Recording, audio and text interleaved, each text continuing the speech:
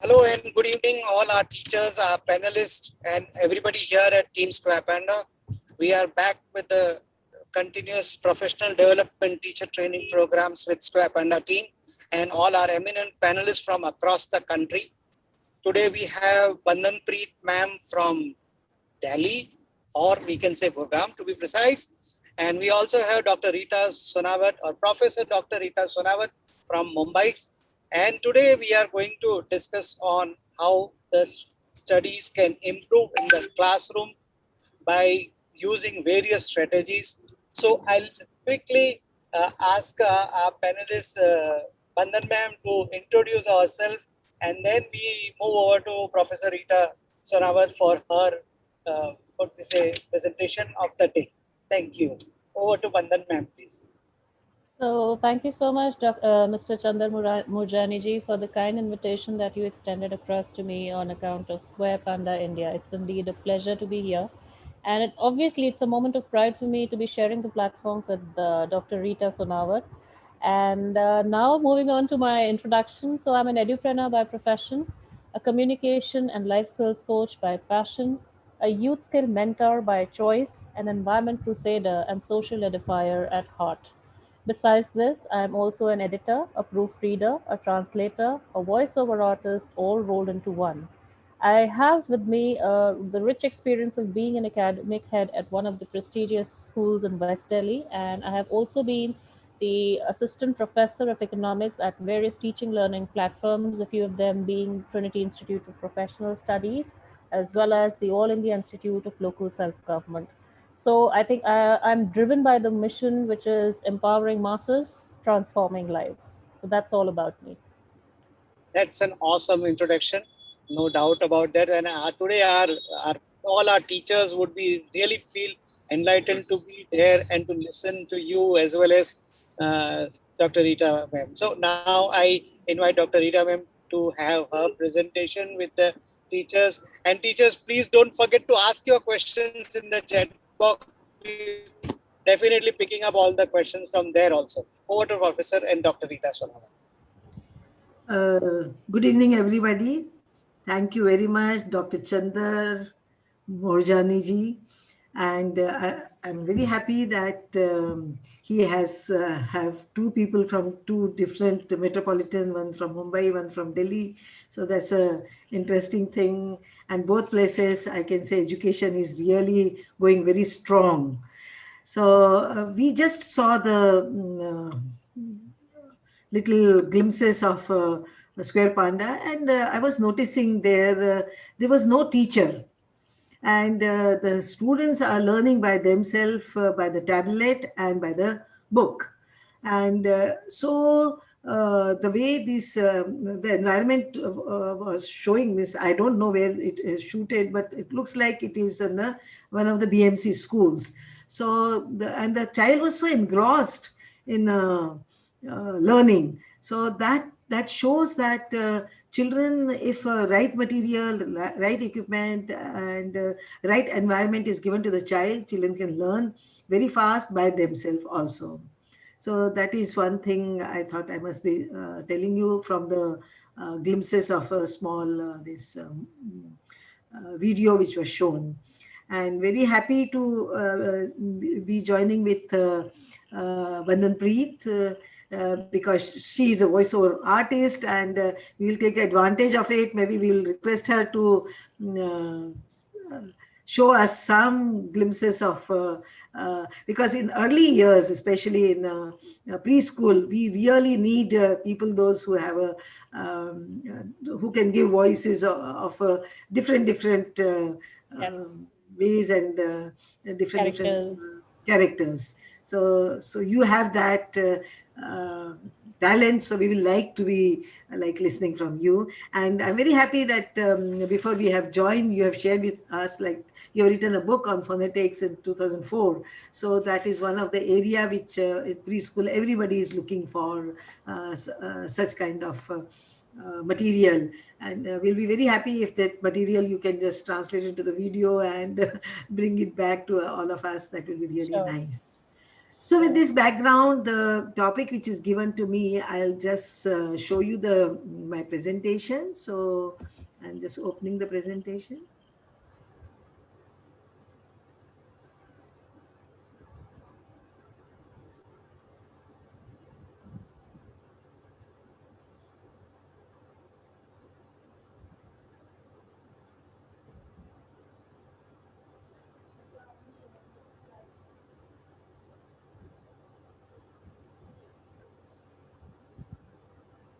There are many photographs, so it will take little time because it's a little heavy file.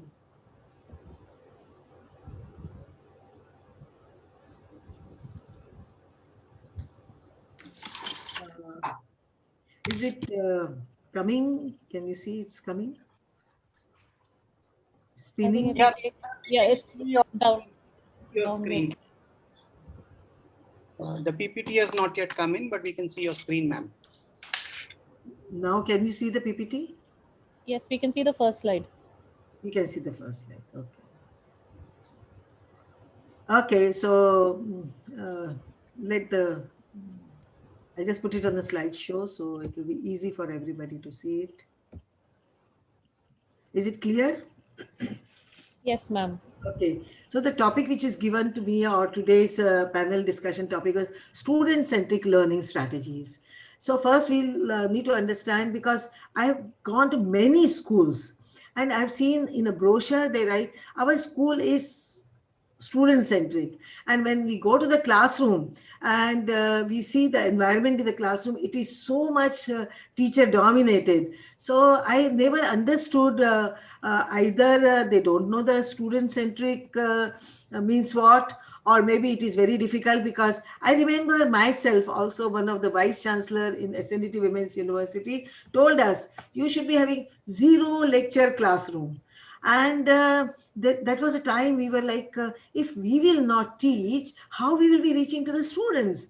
But she was so insistent that we don't want you to give lecture in the classroom, but we want you to have a discussion, have a dialogue, have a crossword, various ways use in the classroom and engage the student. This was in the master students.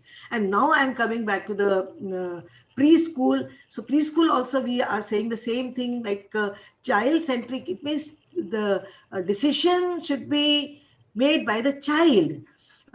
So what activity to do? We most of the time what happened, we have a curriculum, we have a lesson plan, and we exactly do according to the lesson plan. And if we are having a standardized curriculum and a standardized lesson plan, how we can say our classroom is a student centric classroom or student centric learning is taking place? So that is the question I'm raising to everybody, and it's a very, very important question in 21st century, because our children are very talented. I mean, always they were talented, but 21st century children are exposed to a lot of things. So their learning is much more than what we think they know. So we need to keep this in mind when we are talking about the student centric approach. But this vision is not come like I'll not say this is a 20th century vision or 21st century vision. This vision has come long back. Vygotsky has said to nurture the maximum potential of the learner. So this is the responsibility of us, like we should not be working on the actual potential of the child, but maximum potential of the child. Howard Gardner, all of you know, he said to develop the multiple intelligence in the children. So child has a capacity to develop his intelligence in other intelligent area also. So because when we say IQ, then we know IQ is whatever we are born with, that IQ we have. But when it comes to the multiple intelligences, it can be developed. So we need to develop the multiple intelligence in children. So we need to have for that student centric approach. And Montessori to gave only auto education. So she too said ki give the children equipment and material and let them learn by themselves. So these people were so clear about themselves, and they really wanted to give the freedom to the children. Montessori has very clearly said free the child's potential, and you will transform him into the world, so that you can make a child who is very much capable of working in this world, which is a 21st century world, where a lot of technology and rich environment is around the child. And with Montessori, we have a before that, Froebel has came out with the 10 gifts and 10 occupations, and he said through these gifts you can give a complex kind of understanding to the children. And it's not the teacher is helping children to play with these games, but teacher is giving freedom to the child, and through these material they are coming out with such designs. And these are the beautiful designs which is made up by the children from these material only. So if we give them the freedom, then only this kind of things comes. And as all of you know, we all got in the lockdown, the best thing which has happened is we got a national education policy, and this policy is talking about the development of competencies. So we need to focus on the competency development of the child. Now the question is, what is the role of the teacher? So all of us, we know this term facilitator, and we say a teacher is a facilitator, but how? So teacher helps the children to work through the difficulties they encounter by questioning them. So teacher's job is to ask question, and then the higher level of question, then the higher level of question. If she's asking the question and helping them to identify alternative path or resources, but they do not resolve these difficulties for the students. So we are always like there to solve the problem. As a parent also, I've seen the mother is always craving to solve the problem of the child. She just cannot resist to help the child. Similarly, teachers are also there to, maybe the child will feel dejected. They think if child is not able to solve the problem. No, it doesn't happen that way, because children, they have a lot of potentials. And Vygotsky has very clearly said, when the child is about to frustrate, before that, just scaffold and help the child, so he will be able to solve the problem. So that kind of environment, how we can give is if we have a free play environment in the classroom, where the children are cleaning the classroom. There is a home corner in the classroom, and role play is happening. Art and craft activities are happening. Children are making bhel, or they are making the bread. They are dressing up in a different dresses. They are doing woodwork, construction with the blocks, painting, and they are deciding where they want to go and what they want to do. And they have a freedom to make the way they want to make. So then their mind will open, their imagination will come out, and they will be curious to use this equipment the way they want to use. And that is the way the construction will come back. And that is what 21st century we are talking about, constructivist approach. So this is what is this is what is very much needed, that children should spend time as a free play time, because unless the child is actively participating, choosing the activity, organizing the activity, and evaluating learning activities from the learning environment, then only it is possible to have a student-centric approach. Because otherwise, the way I'm taking the session, it is typically teacher-centric approach. There is no student. I'm not giving you option. You want to listen to me or not. You don't have option to right now. You can say, I want to listen to the Bandhan man, but that option is not given to you. So this is what is a teacher-centric approach. So classroom should be definitely learning-centric, and this kind of classroom, which is learning-centric, can only make learners in the classroom, and our responsibility is to make the learners in the classroom. So the strategies are, we need to have an infrastructure which is child friendly infrastructure, which children are using by themselves. So whatever they want to pick from the environment, they can pick, they can play with, and after they have done, they can go and keep it back. So the environment is such where the children are sitting in a group. Small group are promoted in the classroom.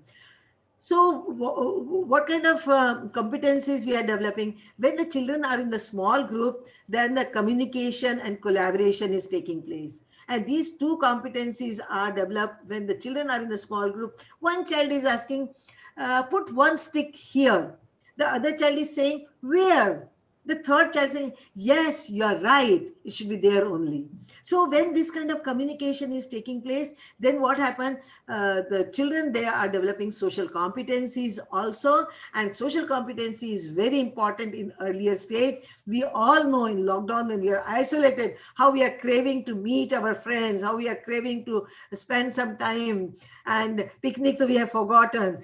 Even our children have forgotten. Those children who are lockdown children coming to the school, they don't know what is teacher, what is the meaning of teacher.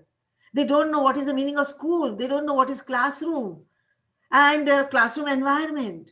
So these children are very different. So we need to see to it that we need to have an environment where in a classroom they have a interaction and lot of construction which is taking place. So for that we need to give them the material, and I'm not saying very expensive material, but lot of material is required, because then only construction can take place. Different type of blocks, different type of sticks, maybe stones, leaf, whatever is available in the environment, that kind of material also can help.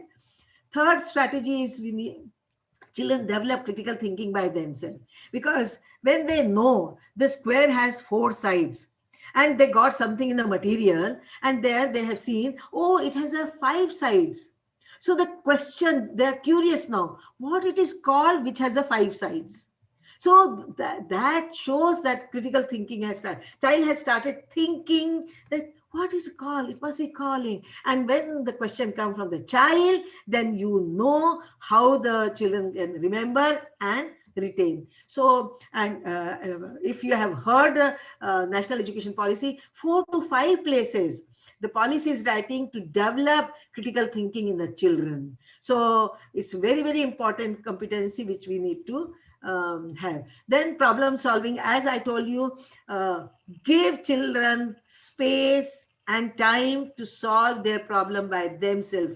Don't jump into their area to just help them. Nothing will go wrong if you are not helping.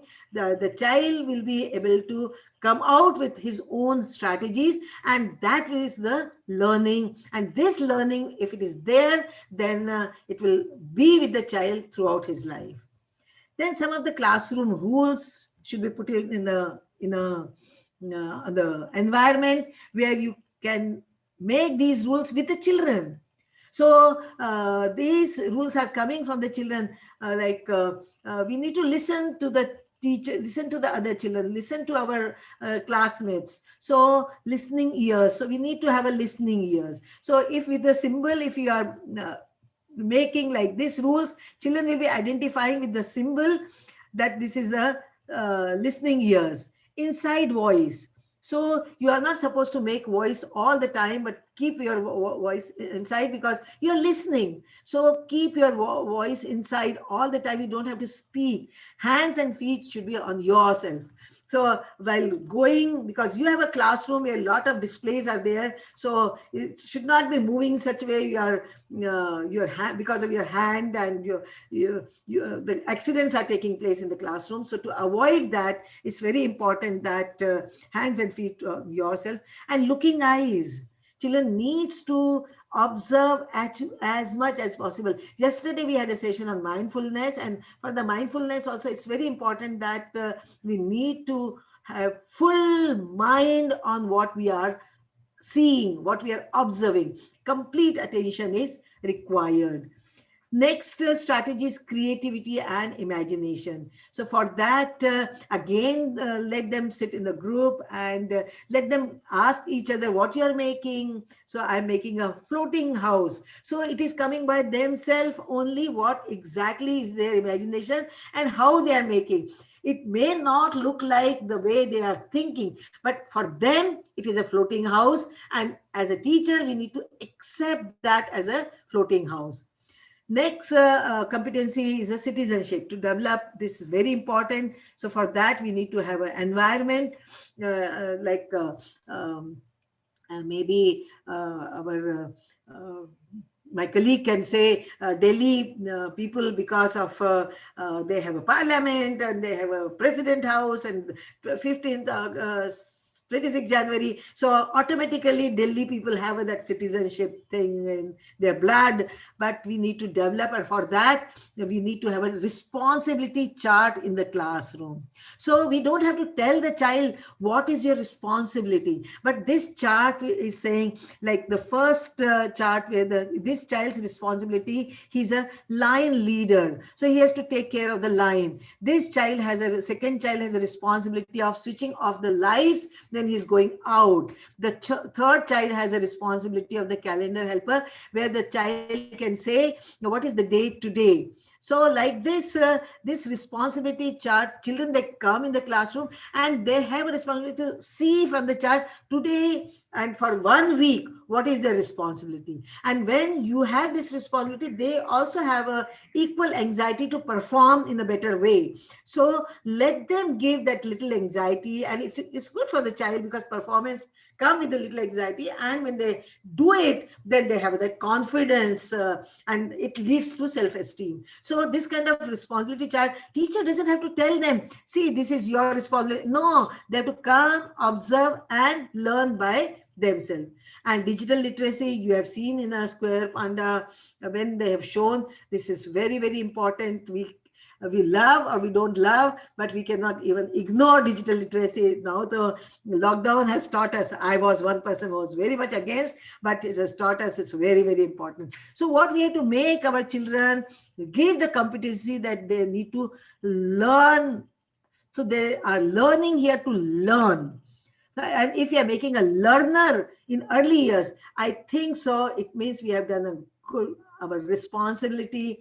We have taken care very well. If we are making them learner, then when they go to madam's institute, then they are already learner. So she has to work less on these students because they're already learner. So this is our responsibility. In foundation here, we have to inculcate this competency and self-efficacy. Every child should have this thing in mind. Yes, I can do it. And then I have done it. So with that kind of confidence, if they are working, then it will definitely make a lot of difference in a child when they are doing something and finishing it, and then they are very proud of whatever they have done it. So I have done it. That confidence, if child is having, it comes only if you are giving a lot of opportunity for children to play. Different types of plays are requirement, like role play, when the children are taking part, water play, then sand play.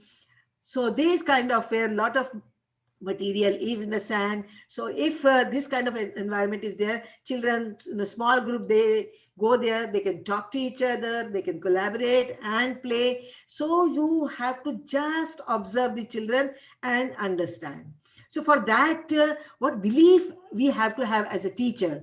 So teacher has to have a belief and a trust in students. So this is what is Malaguzzi has said. All of us, we know Reggio Emilia, talk about Reggio, but we don't believe the way Malaguzzi has believed. He said the children are made up of 100.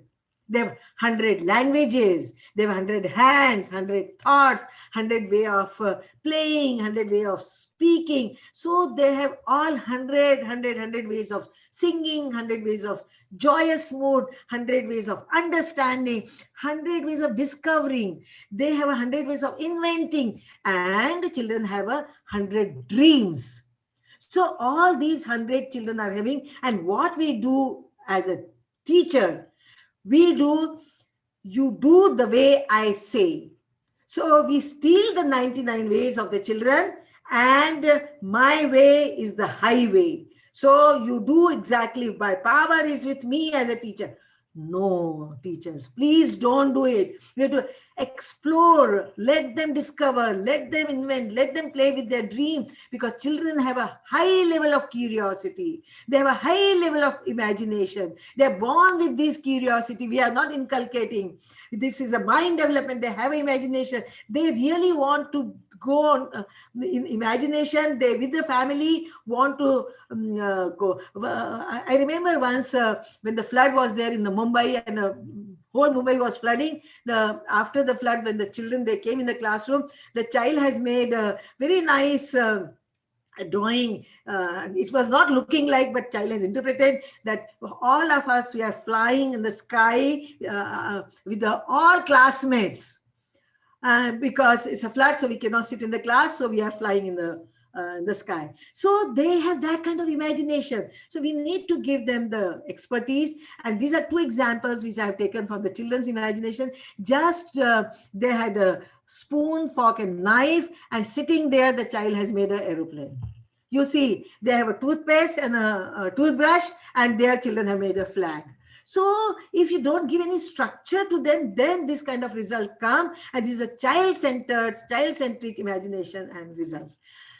But you cannot say, like in child-centered, we can do all these things, but we cannot do math. So for math also, it can be child-centered. You can give the two possibility. They can just 1 to 3 you put the card. Later on they will continue, and there are sticker. If they don't want to continue, choices are given. Put the sticker on the one, they can put 1, 2 sticker. So choices are there, and freedom is given to the child, and then child can decide. Similarly for the writing also, there is no structure. Always there is no need to give them the worksheet when it comes to the writing. Let them free writing. See the grip of the child. When the thick crayon is given to the child, they come out with the right grip. And grip, I have seen when I used to do the invigilation in the university, I've seen most of the students have a faulty grip. And then their handwriting is, oh my God. So this kind of grip is possible. We need to have a reading corner where the child can decide which book they want to pick up. So let them take a decision by themselves, so they can have a reading corner. So at the end, what I want to say, that student-centric approach is more likely. Ma'am, you are on mute. Rita, ma'am, we lost your sound at the last sentence. Okay. Yeah, now it's there. Okay, so I'm just summarizing by stating that student-centered approach are more likely to promote student ownership over their process of learning, over their processes and learning. So we need to give them the ownership that I can do it by myself and I have done it. So that kind of ownership, I decide what I want to do it. That is possible even for the field trip also, where we want to go, discuss in the classroom, where children you want to go. So it's not like 100 children are saying 100 ways or you're taking 100 places. It doesn't happen. Now you have saying you want to go to Juhu also, you want to go to Juhu Beach also, you want to go to Sanjay Park also. How we can go? We have to decide one place. So can you discuss among yourself and decide and come back? Let them talk, let them discuss, and let them take ownership that they have decided to go to the Sanjay Gandhi National Park. So what I want to tell you is, unless we have a student-centric environment, ownership will not come on the learning, and that is very important in 21st century. Thank you so much. Thank you so much, Chandra, for giving me this opportunity. And if there is any question, I'll come back to answer you. Thank you.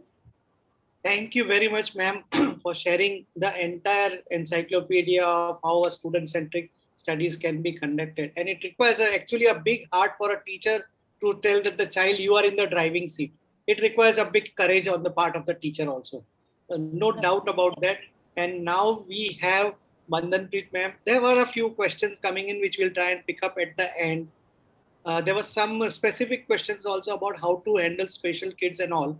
So since the topic has a vastness over it, if we have a time at the end, we'll come back to all the questions which our audiences have asked. So now we go over to Bandhan Preet ma'am, and normally we have thank you for Rita ma'am, right?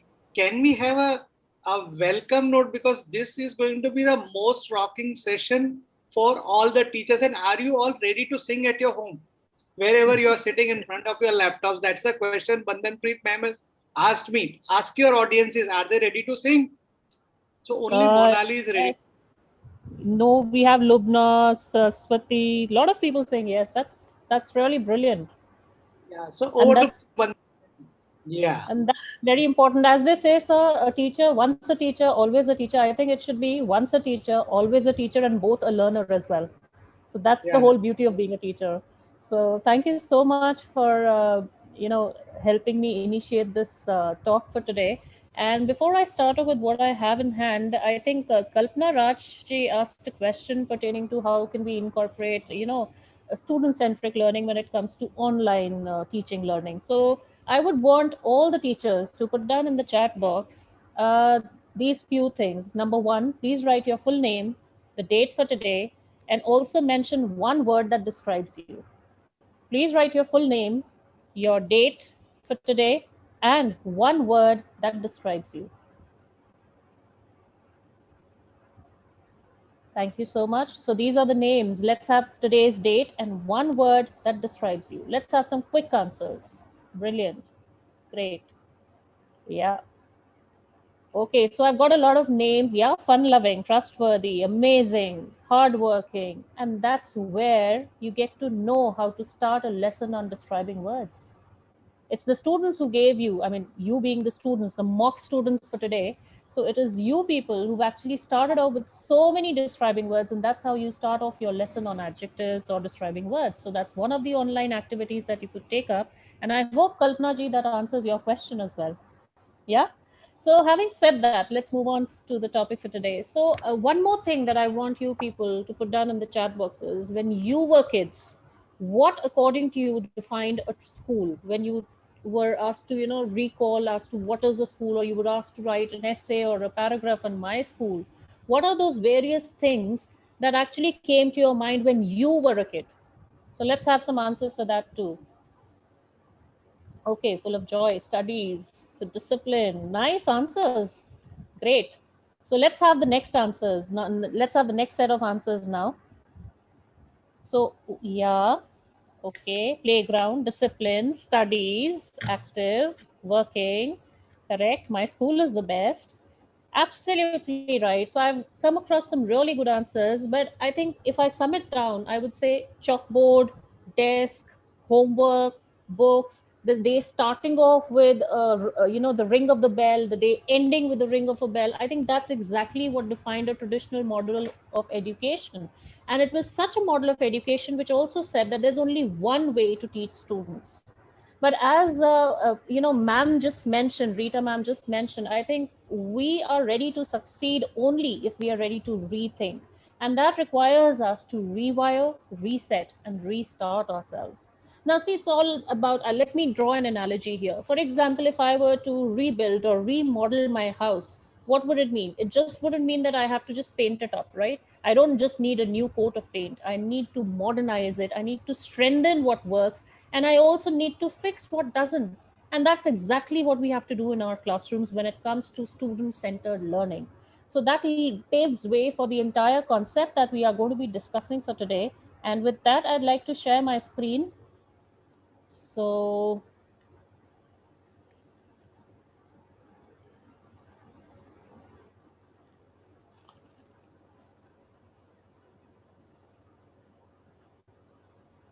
just a minute.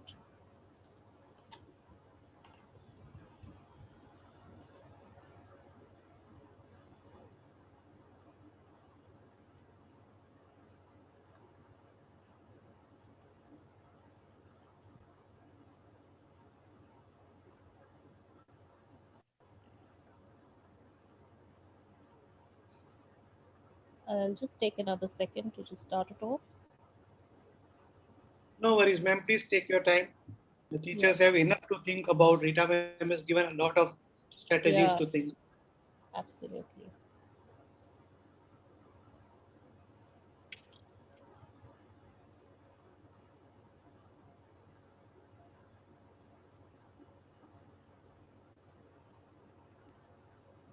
So I hope my screen is visible now, is it? Yeah, it's Yes. visible, ma'am. Okay, I'll just take it to slideshow. Okay, so I hope we can start now. So, having said that, as we all know, we are discussing about student centric learning strategies. So, I mean, this picture is very, very explicit, and I don't need to explain it further because Dr. Rita Sonawat has already explained a lot about it. But I'd straight away move on to the five W's of SCL. So, when I talk of the five W's, as you can see here, the first one is what is SCL? So, it's an instructional approach that places focus on the students instead of the teacher. What do I mean when I say this? So no longer can we say that teacher is a sage on the stage just giving out instructions, but she has to be the guide by the side. So that's the answer to our first W. The second W is about why. Why do we need student-centered learning? Again, I'd refer back to what Rita ma'am said. It's very, very important to create independent, responsible, creative learners who can actually take TIC. So when I say TIC, since I'm a communication skills coach, I love to play with words. And this is an acronym that I've created for TIC. T standing for think. Let them think. I, let them ideate. C, let them create. And K, let them enhance their own bundle of knowledge. So let them think, ideate, and create knowledge on their own. So this is all about articulating your ideas, expressing yourselves through improved communication, collaboration, creativity, and a lot of critical thinking, which I think, as mentioned by ma'am, these are the most important four C's of the 21st century. So let's learn to engage our students in a manner that leads to effective learning outcomes. It also caters to individual differences, very important a part of psychology, and which actually means that each and every student is able to learn at his or her own pace. And with that, we're able to cater to their need to enhance their IQ, which is the intelligence quotient, EQ, which is the emotional quotient, SQ, which is the social or spiritual quotient, and AQ, last but not the least, AQ, which is the adaptability quotient. I'm sure we all heard of this quote stated by Charles Darwin, the theory given by him, which talked of, survival of the fittest. But I think nowadays it's all about survival of the most adaptive, survival of the most flexible. And it's not just the students who need to be flexible. I think we as teachers need to be flexible too. So that makes us move to the next W, which is who. I mean, who is going to drive the lesson? So, yes, it's the students who are going to drive the lesson. They will take ownership of at least 80% of the lesson. And it is not the teacher is going to be doing so. Teacher will take ownership of just 20% of the lesson. The next W is when. So when is it that SCL takes place? It's when the students work on different kinds of assignments like problem solving, project, inquiry based learning, and the teachers just need to facilitate. They need to be coaches, they need to be guides, they need to be friends and the partners in learning actually. And where does SCL take place? It can take place anywhere. It could be the kitchen that you could use as a resource for learning. I think this is very, very important now that homeschooling has become an indispensable part of our education system. You could take it up as a nature walk and talk. You could take it up in the confines of the school as well. So, all I want to say is that it is no longer confined to the four walls of the classroom of a school. It can just take place anywhere 24/7. So, it's a 24/7 approach that we are talking of. So what are the various things that we are looking into? We are trying to explore their interests, we are trying to indulge them in cooperative learning, we're trying to engage them in project based learning, use of technology in education, which is TIE, and brainstorming, debating ideas, appreciating different viewpoints, perspectives, so on and so forth.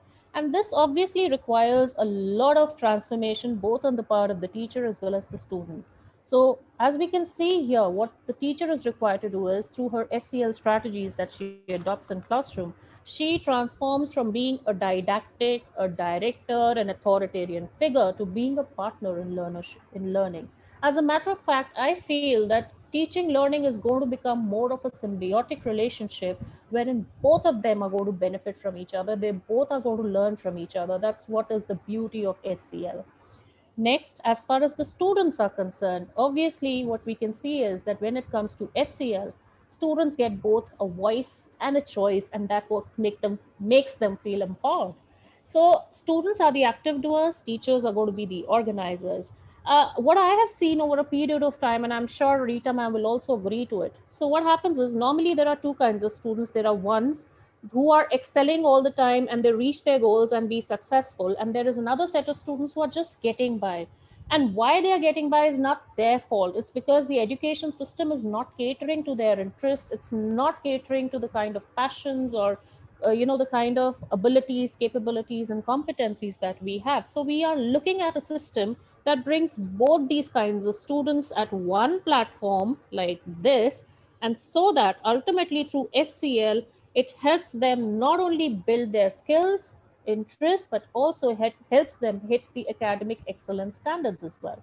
So that's what we are looking at in terms of empowering our student community.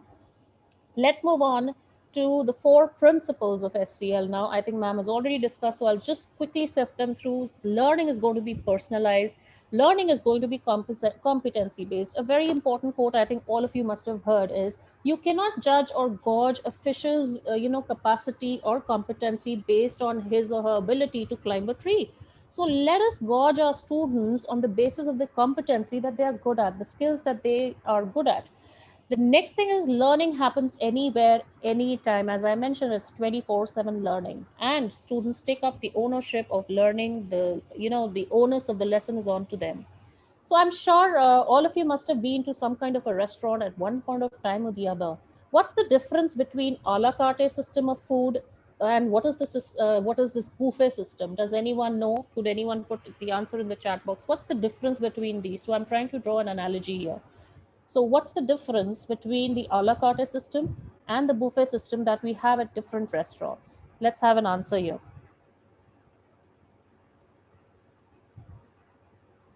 So, I'm waiting for an answer. If we get an answer within 30 seconds, good enough. Otherwise, I'll give the answer myself. So, come on, teachers, let's have an answer from you. What is the difference between a la carte and the buffet system that we have for food? Serving food at different restaurants. Okay, so let me give the answer to this. When it comes to a la carte system, so there's this one family that goes to a restaurant, they see the menu card, come upon these few items which everyone is supposed to eat. It's quite a possibility that I may not like one of the items, but then it is on the table anyways. And I may, or someone from the family may as well tell me, okay, at least try a bite of it, at least have some of it. That's the a la carte system. The buffet system is something where you have this entire arrangement of different kinds of food items, and it's entirely your choice as to what you want to eat.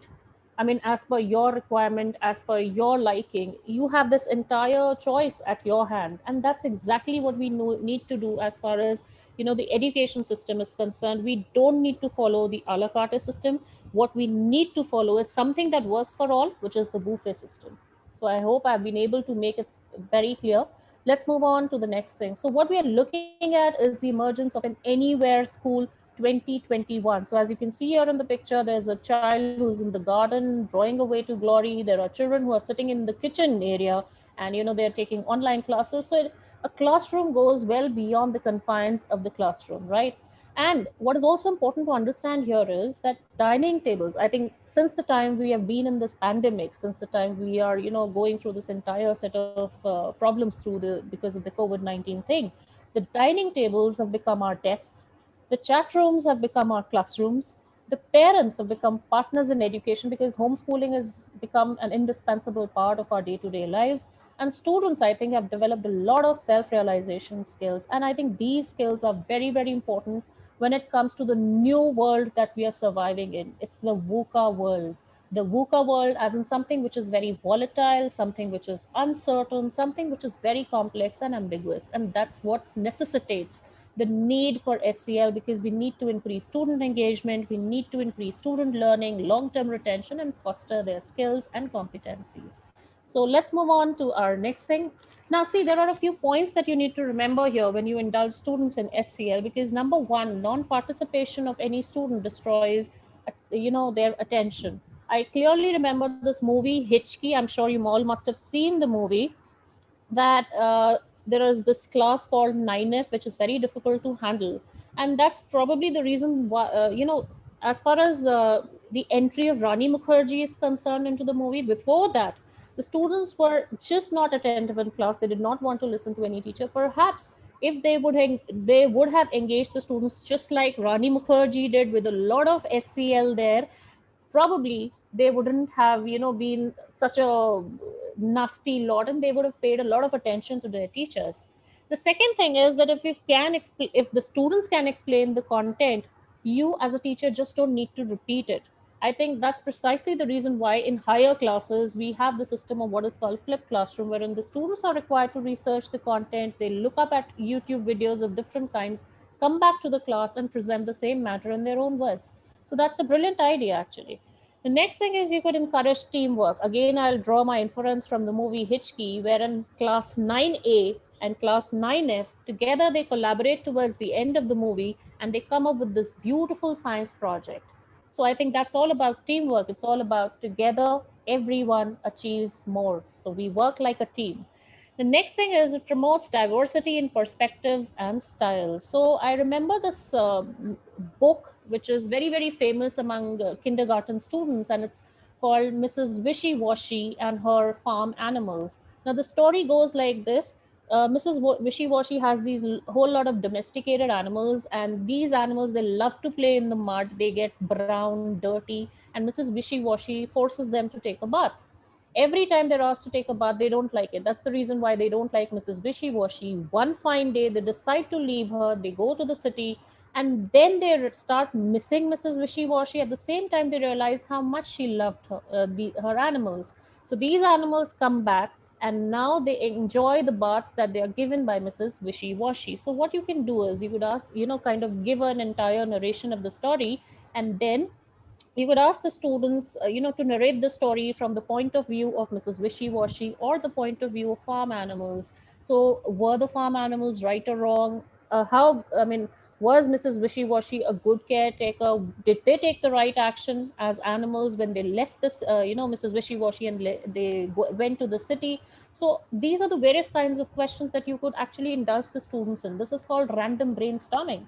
So you could do something like this, you could come across different perspectives, then you could initiate the search process. When I say the search process, immediately what comes to my mind is the scene from the movie Three Idiots. If you remember, there's this one scene where Amir Khan puts on the blackboard this one term, which is Farhan nitrate pre-radialization, and he gives 30 seconds to each of the students to tell him about it.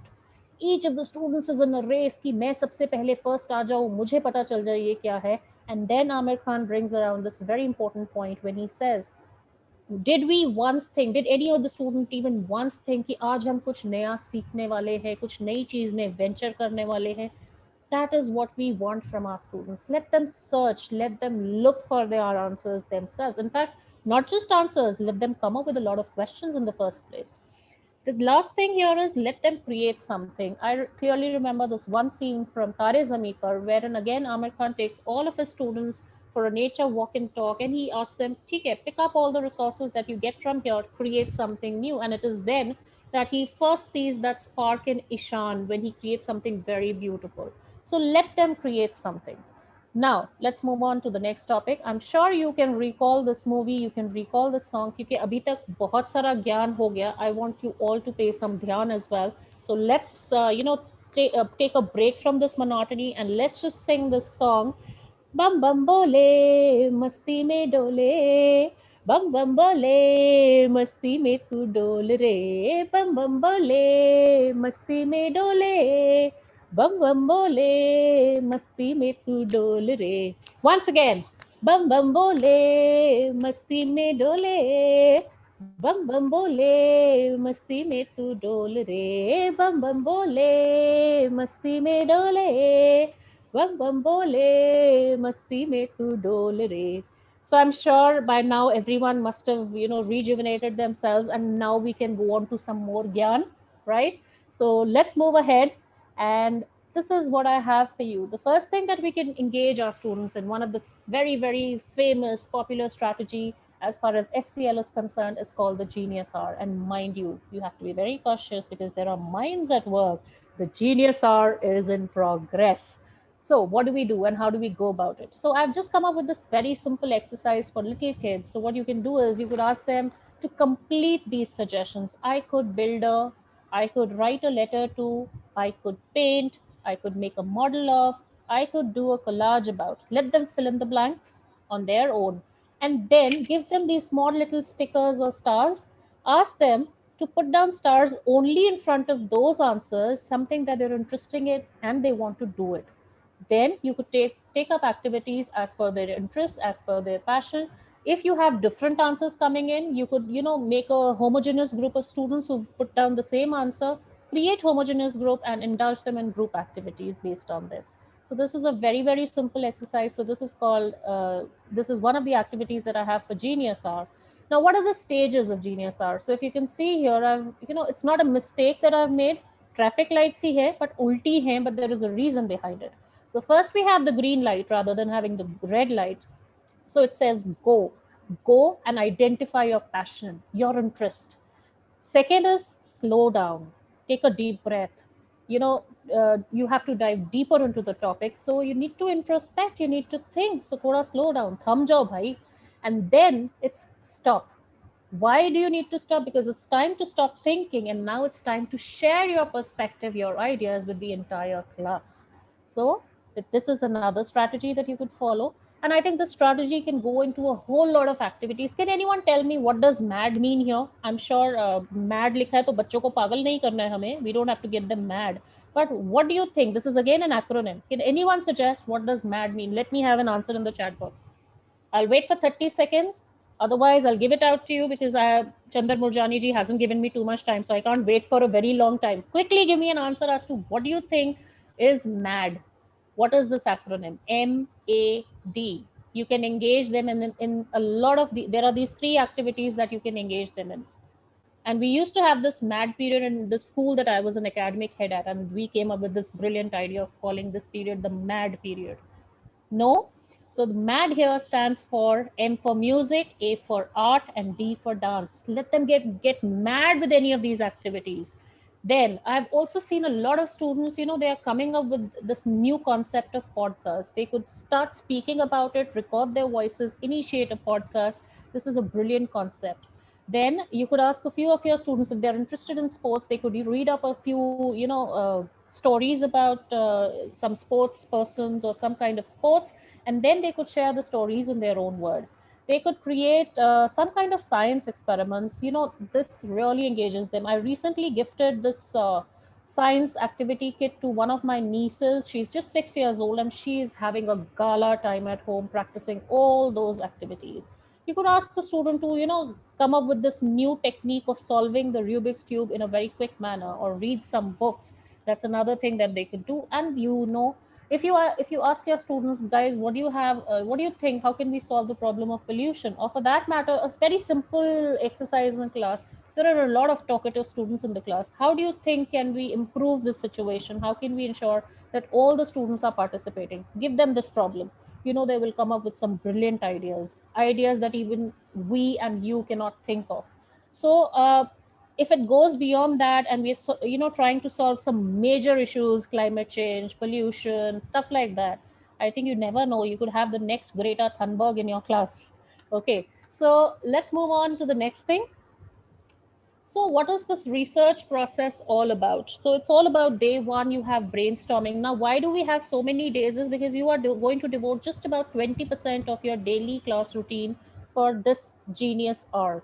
So, since it's like 20% daily, so ultimately it boils down to taking it up for 5 days. So, first day they brainstorm, second day they need to research about the topic, third day, they record the information. Fourth day, they come up with their final presentation. And the fifth day, they present and share their ideas. And what ideas? Ideas could be as simple as how best can I take care of my cat or dog? How do volcanoes erupt? What is the day in the life of a police officer or a principal or, the prime minister? So very simple questions. In fact, questions could be as geeky, as awkward as possible, but just let them have a blast with whatever questions they have in mind. Now, Let's move on to the next thing. Okay, now coming on to a few strategies and activities. Some of them have already been discussed by Dr. Rita. I'll move on and just discuss them very, very briefly. The first activity is think, pair, share. So they can come upon this one topic that they want to think about. First they will think about the topic individually, and then they will come together as a pair. They will have a discussion, and then they will share the final discussion or the final viewpoint that they have with the entire class, with the class, giving them a peer observation or a response on the same. The second activity is called question roulette. Now, what do we do here? It's just like having passing the parcel. So this activity, I think, comes in very handy or useful when we are having some kind of a test in classroom. So let the students write down the questions that they want to have for a test. Let them put down in small slips, let them put it into a bowl, and then let the music play, let the parcel pass, and when the music stops, there is this one student who will pick out the chit, he'll read out the question, and if he knows the answer, he will go ahead and answer the question. If he doesn't know, he will not be punished or he wouldn't be given any kind of negative reinforcement. The question just passes on to the next student. I think this is one of the brilliant ways in which you can ask the students to prepare for any kind of assessment that they need to have. The next one is called 1 minute paper.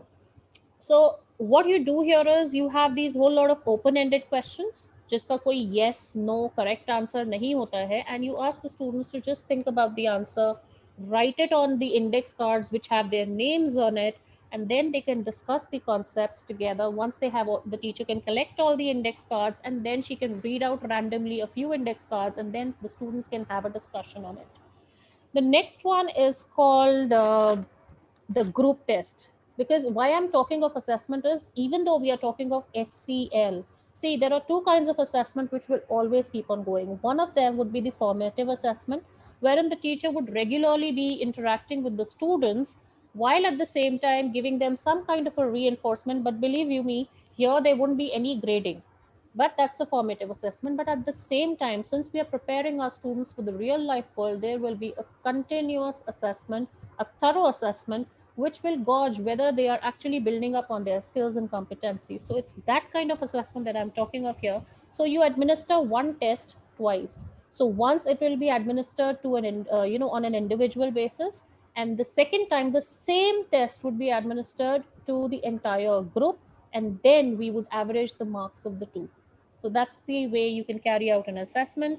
Then we could have random calling. As I mentioned, you ask a question, there is a silence, there are name cards, the student has to give answers, and then the peers comment. As ma'am had shown in one of the pictures, that the peers, they observe and they comment on the responses given by the student. Role play, I think इतना ही बोलूंगी, just ditch the paper and just come up with some beautiful mythological characters or historical characters or novel characters. Just add life to your characters. Then you could plan up some kind of an interview with the principal or the SHO of a of a police station or any such IAS officer or anyone. So anyone that the students look up to as their role model, and they could just go ahead and prepare for an interview kind of a thing, even though the interview may not be a structured one. The next one could be choose your country. Now, this is an activity which again I've taken up from my niece's school. So what they do there is they, come up with this idea where the teacher asks them, which is that one country that you would like to learn more about. So my niece's class, they came up with the idea of Bhutan. They wanted to know more about Bhutan as a country. So what the teacher did there was that she divided, different kinds of, she assigned roles to different kinds of students. So while two or three students were required to research about the food habits, another set of students was required to research about the dance, about the population, national symbols, dress, so on and so forth. And one fine day, they all come together and they bring it all together. And it was such a beautiful thing to do in class. So that's another example that you could have here. Now, before I move on to my next example, again, this time I have another activity for you. So if I were to say, which color do you identify yourself with? Red, yellow, blue, purple. So just give me the answers. आपको सबसे अच्छा colour जो आपको लगता है आपकी personality से mail खाता है वो कौन सा कलर है? Which color is it that you identify yourself most with? Let's have some quick answers. I think this is not going to be a difficult task now. Okay, so we have black, pink, yellow, blue, black, white, yellow. Yes, a lot of colors coming in. So what you can do here is with your students, may I ask, sir, can we have the answers in the audio, or should I ask for the answers in the chat box? Ma'am, the answers can come only in the In chat the box. chat box. Okay, fine. So my question to Chaitali Shirali, she's written blue. Chaitali ji, if you could mention, why do you identify yourself with the color blue? Let's have an answer from Chaitali ji. You've mentioned blue. Why do you say that you identify with the color blue?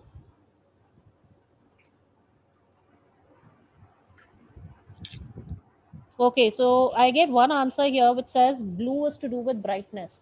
So even I identify myself with color blue. You know why? Because I think blue is cool and I'm cool as well. So it makes me really cool.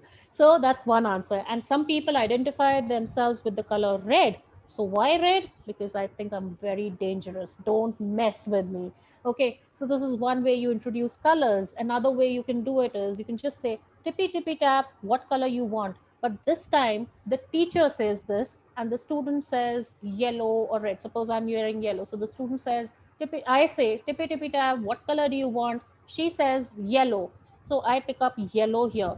And then we can just go ahead and have a discussion about the color yellow. Tippy tippy tab, what color do you want? Brown. Let's pick up something from the class which is brown and start discussing on that. And then you could have a show and tell. So I can show this and we can talk about it. So that's another way you can do it. Now, moving ahead a little further, थोड़े से जब बच्चे बड़े हो जाते हैं, I think ma'am also brought out this example of a square.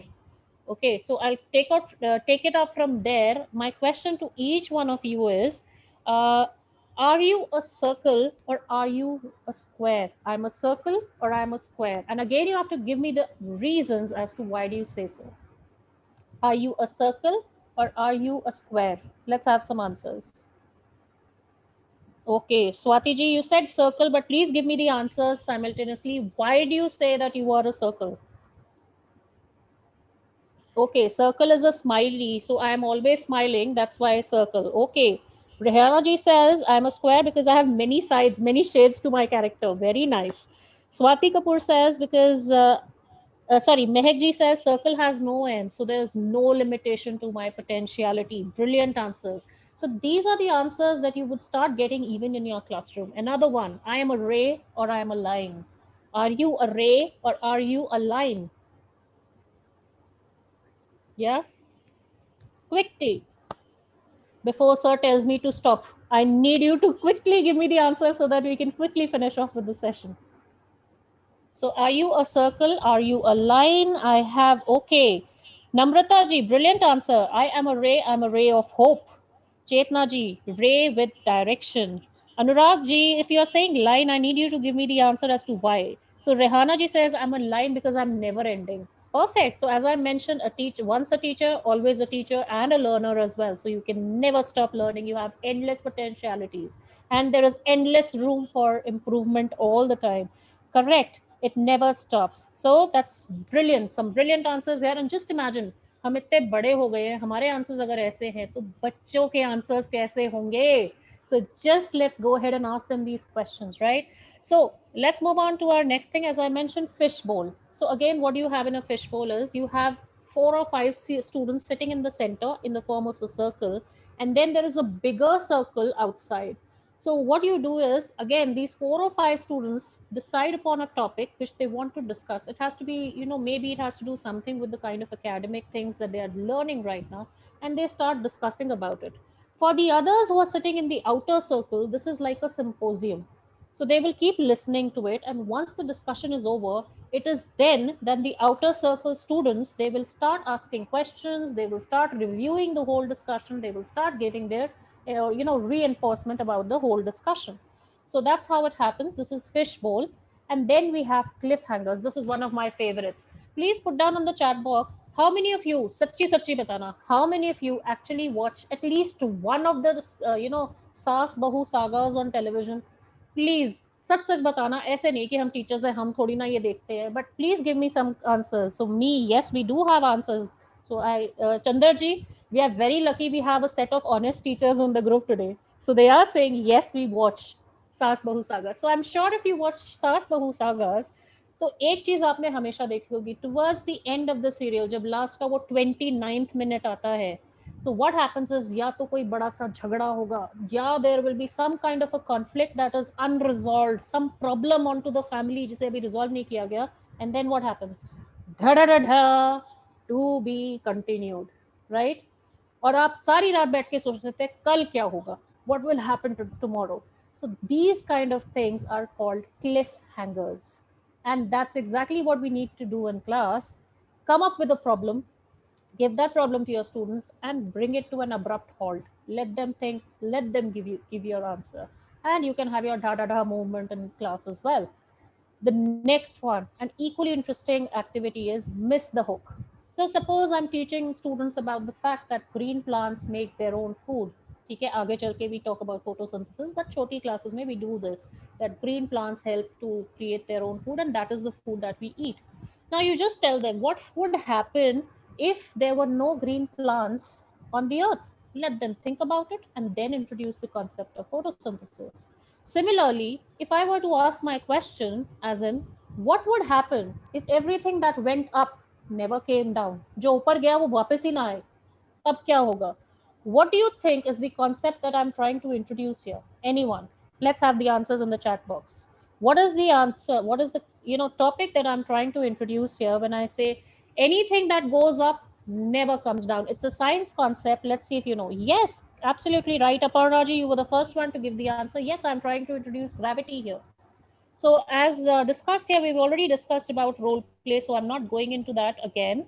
So these were a few of the strategies, and as again ma'am mentioned, we can have a whole lot of cooperative learning in class, because we all need to understand and make our students also understand that we are much smarter as a group than we are alone. So it's all about students again. And the best part is why cooperative learning, because if you see in day-to-day life, most of the careers, people are required to work in a group. We need to develop teamwork, we need to develop patience, tolerance, negotiation skills, decision making abilities, but as a part of a group. So obviously this has a lot to do with the real life scenario.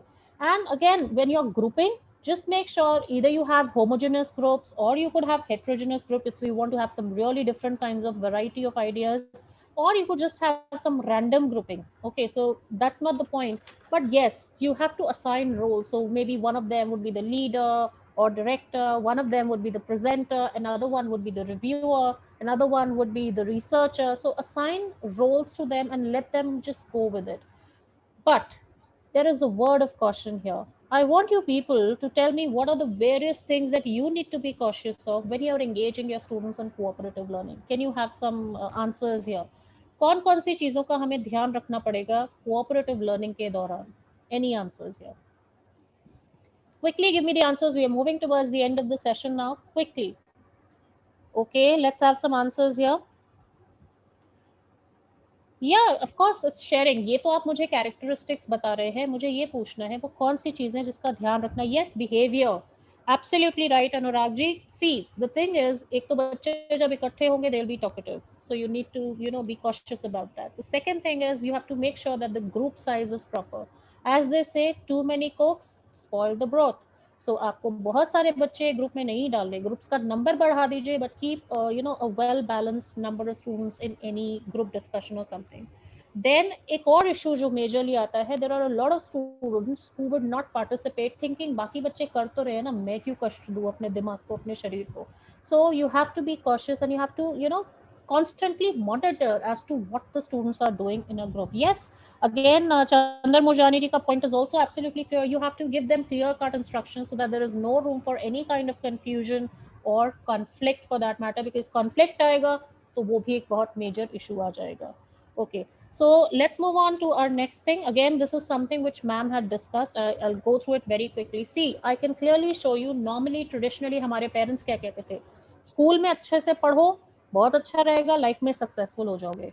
अभी 12th खत्म ही होती थी तो graduation, बेटा graduation अच्छे से कर लो, खूब मेहनत कर लो तो लाइफ में सक्सेसफुल हो जाओगे. हमें लगता था उसके बाद शायद बहुत मजा आने वाला है. And then what happens, you enter into the corporate ladder. But another word of another issue that has recently cropped up here, ये जो corporate ladder है, it is no longer a ladder, It has become a maze, a bhool bhulaiya. And unless and until you're properly equipped with the right kind of skills and competencies, your child will be lost. And I think none of us want that. So, both as parents and teachers, we need to ensure that there is competency building, there is skill building, and it's just not about academic excellence. So, moving on to this problem based learning. Now, this term came in later on, but this was introduced first in around 1950s by the Case Western University. And what they used to do was they used to give real world problems to their medical students. And that's how this basically started. So there are four phases to it. First of all, you need to identify the problem. You need to develop a plan to solve the problem. Then we implement that problem, and finally we evaluate, implement, and reflect upon this problem. एक छोटा सा example और लेते हैं. Problem solving में भी बहुत बड़े बड़े प्रॉब्लम्स नहीं लेने कि मुझे ग्लोबल वार्मिंग के बारे में क्या करना है, because we are talking and dealing with small kids. So let me take a very simple example on this question. This is one last question that goes to each one of you, and that is, if you were stranded on an island for say like 2 months or 3 months, गलती से आप एक ऐसे island पे पहुंच गए हो जहां आप अकेले हो और आपके पास कुछ नहीं है. Give me the names of any two things that you would like to take with you. वो कौन सी दो चीजें हैं जिनके बिना आपका गुजारा नहीं है और आप उसको साथ लेकर ही जाना चाहेंगे if you are stranded on an island. Let's have some quick answers again. Rizwana ji, water. I said two things. Two things. Mobile and charger. Now that's a very good answer, and I think that goes very true with the students. बच्चों को oxygen मिले ना मिले mobile phone चाहिए सब जगह. Okay, so that's a very good answer. Mobile, charger, food, water, automobile, dog and music. Again, a different answer. Laptop and water. Now, see, these are again, this is a very small exercise on how do you engage your students in problem solving. Now, if you are in a problem, you're stranded on an island, what are these two things that you would require, and how would these two things help you in surviving on that island for the next 2 or 3 months? So that's how you could have a problem solving activity for the little kids. And the last slide for today here is, let the learners construct their own plans. This is all about the learner centered principles. Coach your learners to export their performance, encourage multiple perspectives, situate learning in real life activities, prompt the learners to think about their thinking, guide the learners to think like experts, evaluate the learners' thinking process, and voila, you have a masterpiece in your hand. So, with that, I bring my exposition to a close. I will stop sharing my screen, and I hope I've been able to add some value here. Absolutely, it was a roller coaster, and this was perhaps a really a very great session with a lot of learnings going into the audiences, and they have enjoyed, and everybody has stayed back, right? We normally ask them to give their time of 4 to 5, but if you see, even at this point of time, maybe 5-10% they have left. But the rest of them are waiting to understand and listen from you. Teachers, next time when we come in, we will bring what we say an independent 1 hour slot for Bandhan Preet ji so that she can have a longer presentation, and she definitely was really excited to have a word with all of you. So that's an awesome thing which she has done. And not to uh, say about Dr. Rita Sonawal, it has always been an awesome thing to have her on the show. And we respect the learnings which our panelists have been giving to the teachers. It's all about being selfless and sharing your own dark secrets, sharing your own experiences, sharing your own misgivings also. So that's the awesome thing which our panelists have been doing. We'll just have a one minute, say, a closing comment by our panelist, and then we close for the day. So over to Rita ji. Um, just my thing is we need to trust our students, their capability, their potentials, and uh, and believe in them. So once we believe in them, then automatically you will be giving them the freedom to own the learning. And once they are owner of their own learning, they will be learner. Thank you. Thank you, ma'am. Over to Bandhan ji. So, as I mentioned, it's all about students, it's all about student ownership.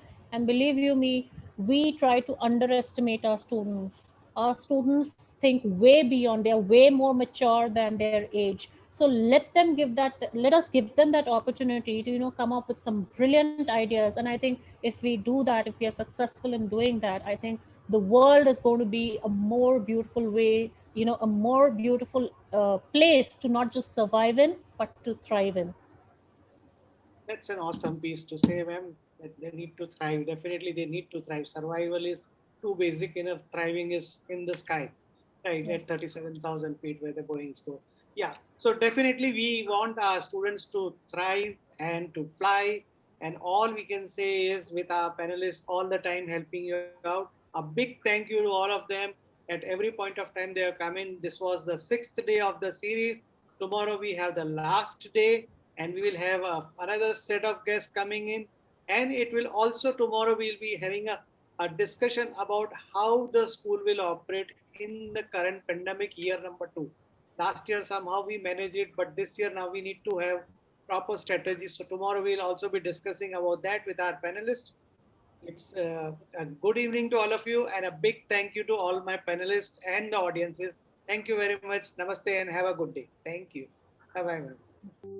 Square, square, panda.